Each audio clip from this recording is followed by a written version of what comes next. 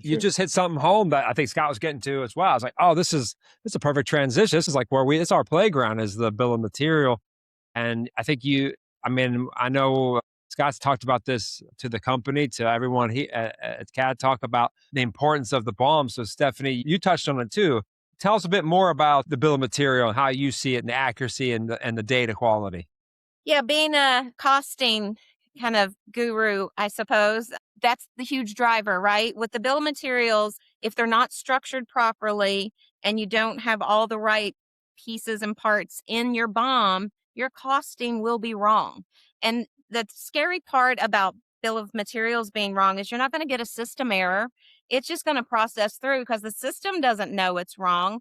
And so instead, you get reports that are just lies. It's all wrong. You're going to look like everything is good, but when you start digging in and you try to map things back and you start looking at all the pieces and parts, if there's pieces not in there or they are just not accurate for whatever reason, then everything else downstream will be incorrect as well.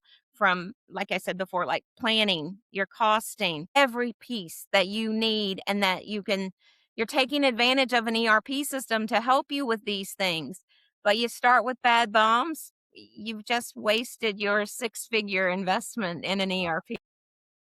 Yeah, it's that like we used to have an ad years ago that said ERP doesn't work without a BOM. I mean, it doesn't. I mean, it's like every part of the ERP is driven from it in manufacturing, obviously. But like that's but you bring up the costing thing is so. It's like I was thinking about that is that the if you get the costing right, then your bank account makes sense. If you don't get the costing right, then because the bank account's always right. Right, right. One client who said every time they were a heavy acquisition company, so they were going out buying lots of smaller companies, and they're like, every single time we bring another company onto the system, the margins just plummet. And I'm like, okay, let's take a step back. Let's walk through this. Well, come to find out, it wasn't that the margins were plummeting, the margins were accurate because now we have the proper costing in the system and everything is being accounted for.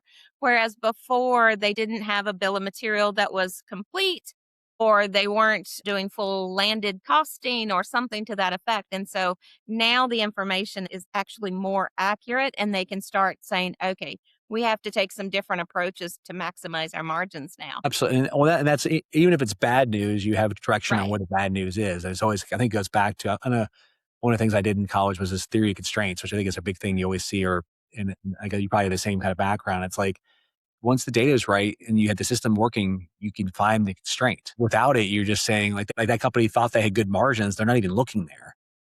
And then they're like, oh, the problem is this, like the problem is the sales aren't working, or this part of the business isn't working, that part of the business isn't working, or this system is the issue, things like that. It's not the But system.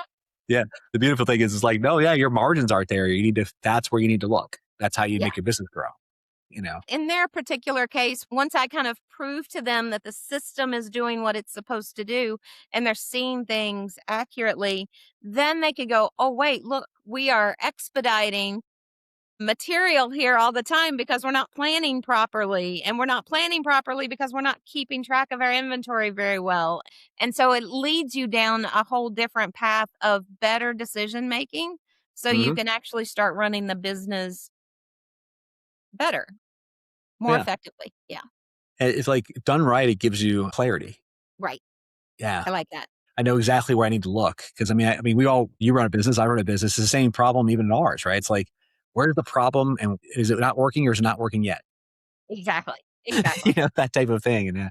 And hopefully these systems can help you answer that question. So that's awesome. You mentioned, of course, the data and the bill of material and the data quality and the accuracy there. What do you think what's the blocker? What's getting in the way of that? What's preventing them from having an accurate bill of material? Sometimes it is trust, right? Just we talked about this already. They've done things a certain way for a very long time. And so they're just used to that. And so now they need to look at things a little bit differently. Or we also mentioned it's daunting doing the data migration, doing the things you have to do to get all these bill of materials straightened up, cleaned up. It's a lot of work. And so that is hard. I think once folks start to figure out, hey, if we do this right the first time, things get a whole lot easier downstream. Once they make that realization, then it is better. But just getting started is, boy, it's hard. Feels overwhelming. Yeah. Yeah. Yeah. Well, especially if they're like, they're growing into the ERP, they're also growing into their processes. And like the engineering side is also, there's some more gaps on the engineering side. They used to do things on paper or they just did Excel bombs and Exactly. they Yeah. they probably don't have good engineering standards. And then there's like, so the problem is mirrored on both sides, both the engineering as well as the manufacturing side. Those darn humans, right? We have a tendency to make a mistake here and there. So, and if it's loose on both sides, like you just said, you're just compounding the problem. So yeah, that just goes back to your original statement, like from earlier in the conversation about getting the process right. And then like Right. in the process right, and then having the data handoffs being more in line, right?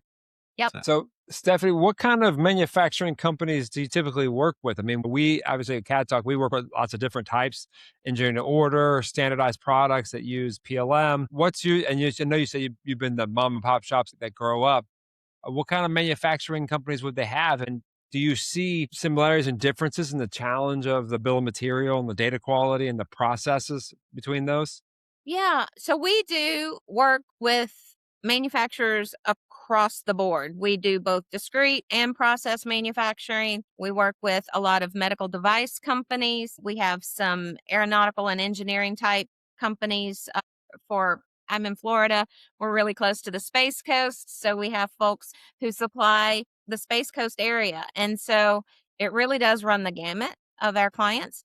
I do think folks that are in a more regulated industry like med device or food and beverage, they're used to making sure things are right.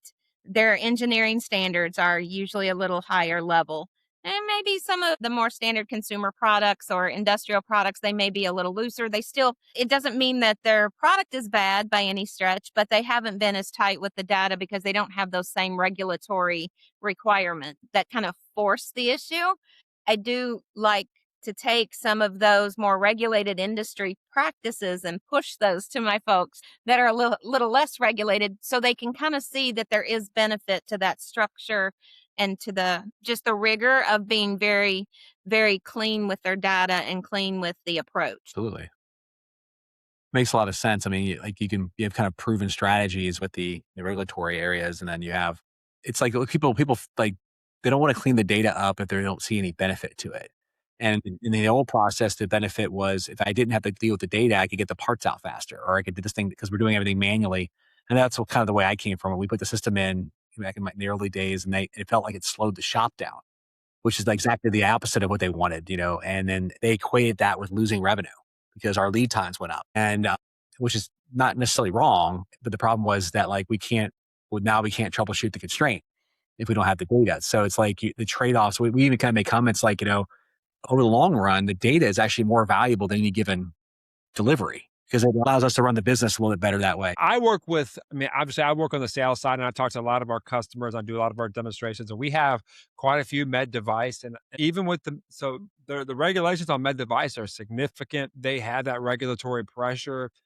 Times they'll have a PLM, which is another system, right, to manage the bill of material, to have a place to come together where, the product can come together outside of manufacturing for the product definition tracks engineering changes, right? There's a redlining, the vendor portals, all the things they need. But I do also know that for their regulatory, it is not for their audits not permitted a lot of times to have a manual process between these systems. Like you have to have a digital thread, if you will, digital connection between those. I mean, that's a common conversation that I have. Like customers come to me, right? They'll have a PLM and go, we're a med device. We can't have these disconnected systems, right? We have to have that continuity because the data quality is so critical, right? You can't have mistakes on the BOM and med device. The devices won't work, they'll malfunction, and they'll give you wrong reading, and then of course you're going to miss something, right, for the doctor and in the hospital, which you can't have.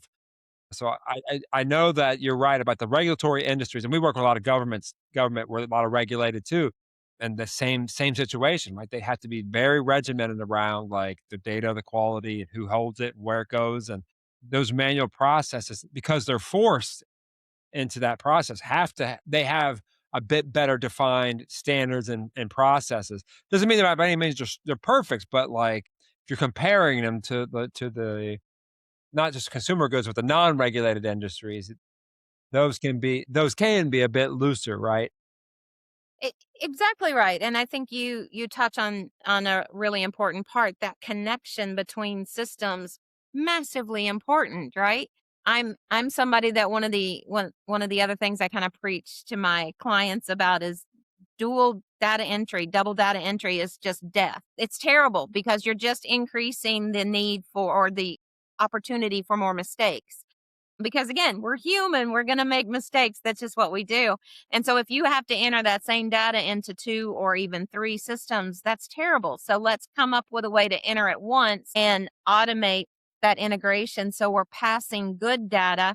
You have a much better chance of getting the data in good, clean, accurately one time and then share it Yeah. between those systems. Yeah, that's exactly right.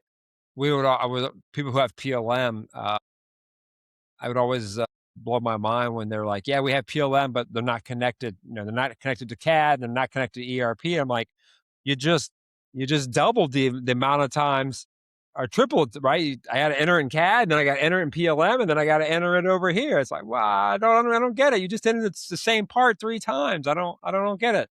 But It's a but crazy waste of time. Yeah. yeah, it's a crazy waste of time. I mean, I understand the value of all these systems, but if they're not connected and they're not talking to each other, what are you doing? I don't know. Yeah, I see folks who will it goes back to, the folks that have grown and they know they need a system. They know they should have these processes and these systems in place, but they just don't get the connection. Kinda pun intended, I guess.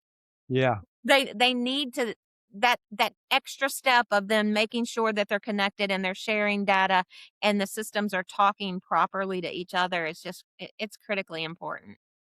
mm.